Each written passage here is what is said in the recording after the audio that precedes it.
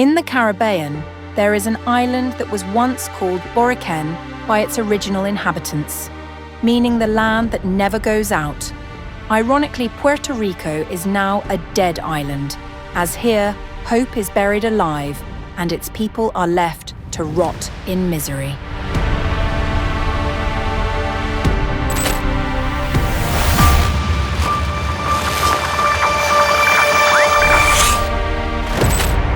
Imagine a land that in 2006 had almost 4 million inhabitants, but is now down to 3.2 million, and it is tragically predicted that by 2100, there will only be 1 million people left.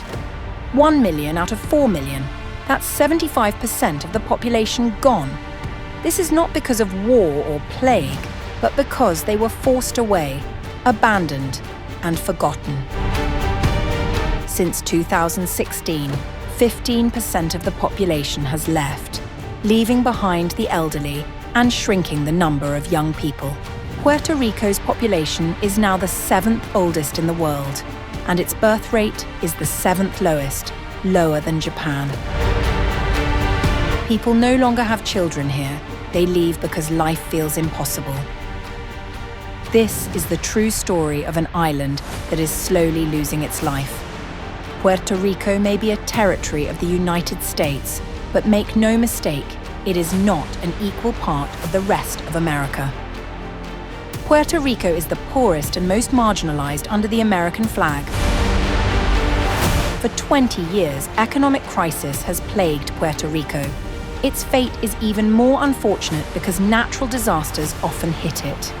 Moreover, the COVID-19 pandemic further plunged Puerto Rico into the abyss of destruction. But what did the people get? Not relief, but soaring electricity bills, public services sold off to the private sector, and debt hanging over their shoulders.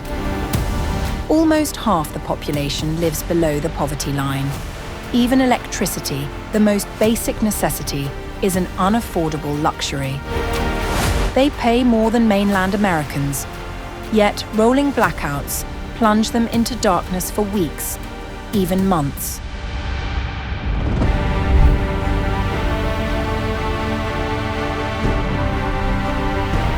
Actually, the island is not poor because it has nothing. In the past, its wealth was abundant. Sugar flowed freely in the early 20th century, making American tycoons like Charles Herbert Allen even richer. He came as the first appointed governor of the United States in 1900. Allen profited enormously by raising taxes on local farmers, seizing their land, then returned to Wall Street to build Domino Sugar, an empire built on Puerto Rican tears. Puerto Rico once had a glimmer of hope. After World War II, through Operation Bootstrap, the manufacturing industry grew rapidly. Pharmaceutical and electronics factories sprung up that generated billions of dollars. Per capita income increased 400% between 1950 and 1971, and life expectancy rose from 46 to 70 years. However, the progress did not last long. In 1996, the United States eliminated tax breaks, and trade agreements like NAFTA made other countries more competitive with lower wages. Factories closed, hundreds of thousands of jobs were lost, and the island's economy collapsed. What's more is the fact that during the economic boom, billions of the money made didn't stay on the island, but was siphoned off by the United States. Even after its decline between 2008 and 2017, $334 billion of Puerto Rico's economic gains flowed to the United States.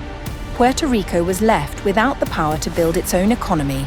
Only toxic waste and poverty remained.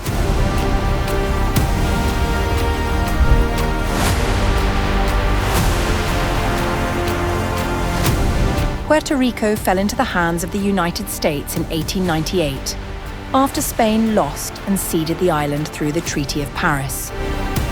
Since then, Puerto Rico has never really had control over itself.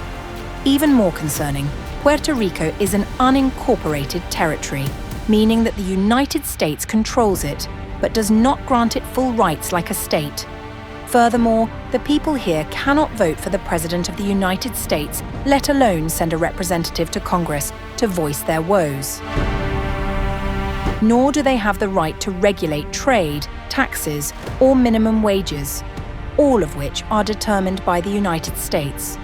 Indeed, in 1917, Puerto Ricans were made citizens of the United States, but that was only for the purposes of conscription in World War I, not so that they could have a say in their fate. Despite its status as a Commonwealth since 1952, nothing much has changed. The US Congress can still overturn local laws at any time. Puerto Ricans are trapped, living under someone else's control with no way out.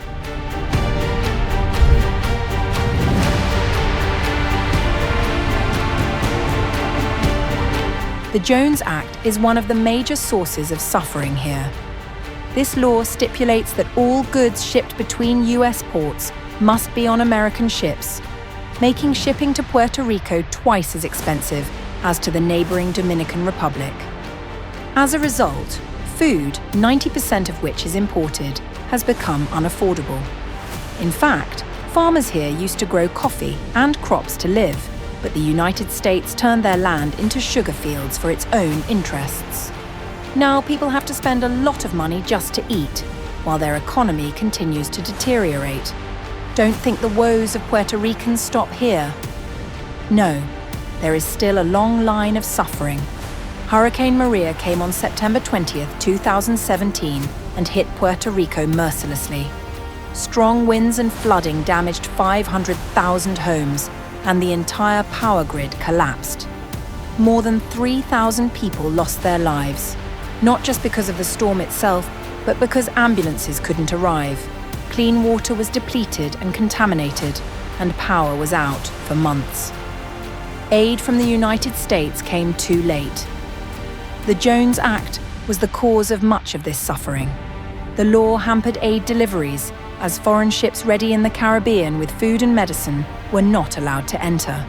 Only expensive and limited US vessels were allowed. Just 9 days after the storm, on September 28th, President Trump lifted the Jones Act, but only for 10 days. Too late and too short, aid faltered, and people were forced to wait in hunger and darkness while lives continued to be lost. Of note, just how worthless Puerto Ricans are to the United States is the amount of aid provided. Assistance from the Federal Emergency Management Agency amounted to only $6.2 million in 9 days, far less than the $41.8 million provided for Hurricane Harvey in Houston in the same period.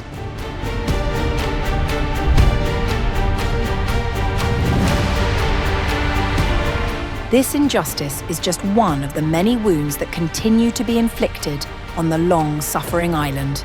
A debt of $123 billion is another burden that has left the island barely breathing.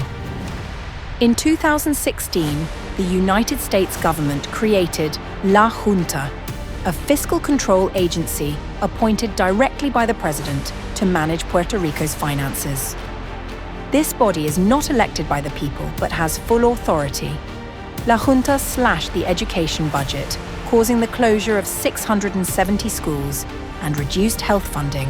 So the number of doctors was drastically reduced from 14,500 in 2009 to only 9,000 to serve the 3.2 million population. Electricity management was handed over to the private company Luma Energy in 2021. Causing tariffs to jump sevenfold, but blackouts have become more frequent. Puerto Ricans paid $1.5 billion to fund La Junta.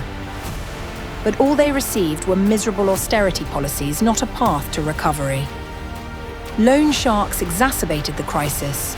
They bought Puerto Rican debt at ridiculously low prices. For example, Golden Tree acquired post-Hurricane Maria debt for 15 cents on the dollar, then demanded full payment, reaping $160 million in profits from an already suffering island. On the other hand, Act 60 attracted wealthy Americans to Puerto Rico with the promise of tax exemptions. Crypto investor Brock Pierce, YouTuber Logan Paul, and billionaire John Paulson bought land cheaply from residents who lost everything, then set up luxury resorts and raised rents by 600%. Beaches that were once public are now private property, and locals are being displaced from their own land. Puerto Rico is turning into a place of comfort for the rich, while the lives of its people are sinking further into misery. Puerto Ricans have been squeezed for centuries, from Spanish colony to American possession, their wealth taken, their labor exploited, and their rights taken away. They are citizens of the United States, but have no voice, living as second-class citizens in their own homeland. Without change, the island will be empty, leaving only the waves to whisper to the ghosts that once dreamed here. Puerto Rico died not because it wanted to, but because the United States let it drown in silence.